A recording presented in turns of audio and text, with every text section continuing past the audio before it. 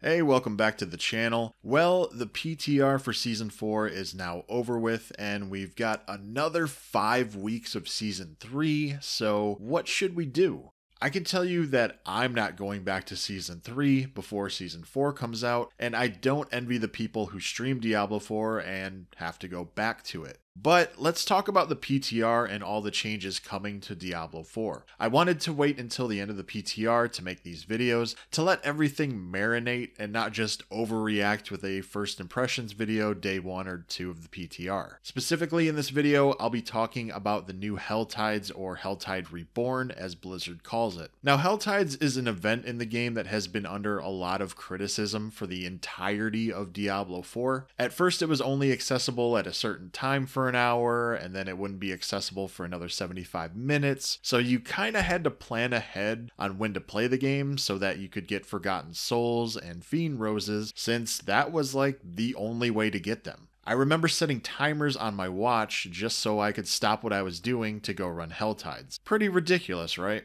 Thankfully that was changed, and Helltides now run every hour for 55 minutes, as well as adding in new chests and materials that can be found. Blizzard would also finally add the different chests to our map so that we didn't have to keep using third-party websites instead of aimlessly wandering around and hoping that we didn't lose all of our cinders that we just spent time grinding for. So talking about the Helltide Reborn, one of the things I really like about Helltides now is the constant barrage of enemies. You picked up some flowers, enemies spawn in. You picked up some ore, enemies spawn in. You're fighting a group of enemies, this Nidus worm looking dude from StarCraft comes in and vomits enemies at you. And while this is all happening, your threat bar is filling up so that you can fight even more enemies. And the threat bar is just a great addition to the Helltide. Being rewarded for slaying enemies in the Helltide by giving you more powerful enemies to fight is just a great change. When the threat bar is depleted, we fight a Hellborn enemy, and it was difficult to get a good read on how tough the battles with the Hellborn are, since most of us boosted to level 100 and were already decked out on gear. I also wish that the loot was better. If I'm remembering correctly, the drops were just a couple of rares, a couple legendaries, and some cinders, which is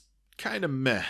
Doesn't feel that great, to be honest. There are 2 new similar events, one of them being a Hellspire that spits fire at you, and the other being the Ravenous Soulspire, which drains your health. Both of these are similar to Vampiric Siphons during Season 2, where you had to stay in the small circle as long as possible without dying. Actually, dying is okay, but this is a Helltide, so you'll lose half of your cinders. Yes, unfortunately, that is still a thing. But the events themselves are a nice addition to the Helltide to help boost your cinder count. I feel like the Hellspire is a lot easier since it's just dealing fire damage and not constantly draining your HP, but either way, like I said, they are welcome additions to the Helltide and are beatable if you can stay in the circle long enough. The other new event being the Accursed ritual, where we use 3 baneful hearts, which are gained from opening tortured gift chests and summon a blood maiden. Once again, this is similar to Season 2's Blood Harvest, where you would offer 50 bloodlures in each of the 3 altars to start the event, and then there's a constant ping going on in the minimap. Except this time we get a cool and somewhat difficult boss fight. Once again, it's hard to determine difficulty when we are boosted to level 100 and basically have infinite resources for crafting gear, but I do enjoy the boss fight. One example being when she swipes from one side to the other, dropping 4 meteors that spawn elites. I'm not gonna lie, I thought that was pretty awesome the first time I saw it. And getting 100 cinders in under 2 minutes is great, but the drops themselves are again pretty lackluster. A handful mix of rares and legendaries and 1 random boss material.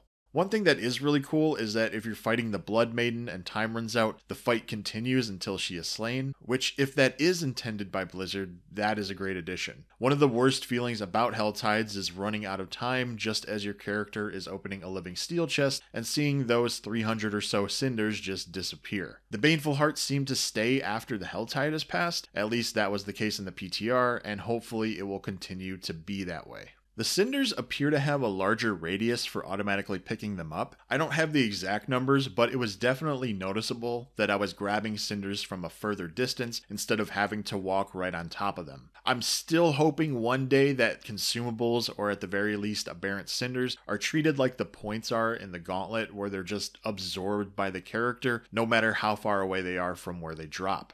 Lastly, another great addition to Helltides is that we can just randomly get boss materials from slaying enemies and completing world events. So before you had to complete Nightmare Dungeons for Distilled Fear and either Legion events or world bosses for Exquisite Blood, now we can just randomly get those materials as well as Living Steel for being in the Helltide, which may counter the biggest complaint I have about Helltides. The one big downside to Helltides is that currently, with the PTR testing and everything, it takes longer to open the 2 Living Steel chests than before the updates. It doesn't seem like a lot when you look at a single instance because it only takes 5 to 10 minutes longer, but if we zoom out and look at the big picture, it makes a huge difference. Say we run 50 Helltides in a 3-month season, and it now takes us 10 minutes longer to get the 550 Cinders to open the 2 Living Steel chests. 10 minutes times 50 Helltides equals 500 minutes. Divide that by 60 minutes in an hour, and we are now spending 8 more hours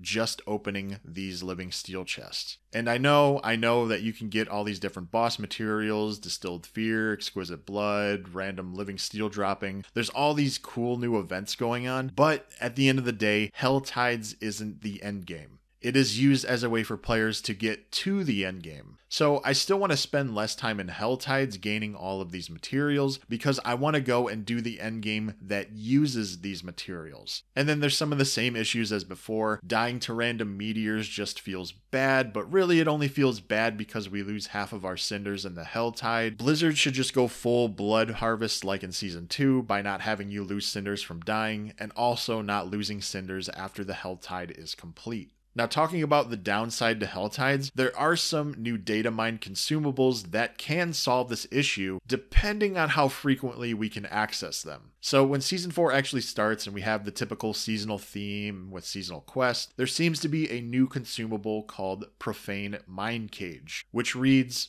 for the next 60 minutes, increases Helltide monster level by 10, increases aberrant Cinder drop rate and threat gain. This item will be a game changer for Helltides in Season 4. There's also a cache called Disgusting Box, which has the description, a suspicious bin containing a collection of mind cages. Surprisingly, no one is stopping you from taking it. If there's some easy way to gain access to these items, then just forget about what I said for the downside of Helltide. Since this is an elixir, I'm wondering if we'll be able to just craft them at the Alchemist, or if they can only be specifically found within the Disgusting Boxes. Of course, we need to talk about Helltides being added to Tier 1 and Tier 2 for lower level characters. Now, I didn't level a character during the PTR because I wanted to test out and experience the new endgame activities, so I don't know how much better leveling feels now. But I do know that it'll be a lot more fun leveling in the Helltide instead of just spamming the first half of Dalwyn tunnels over and over. We can now just stay in the open world, complete events, fight the Blood Maiden boss, open chests for more items and more experience, add in the mind cages for leveling quicker, and there we go. I'll finish this video by saying that the last Helltide that I ran before the PTR ended got me a lot of materials. I did a full run, so I was in the Helltide for 52 out of the 55 minutes, and including opening the 2 Living Steel chests, I obtained a Femur,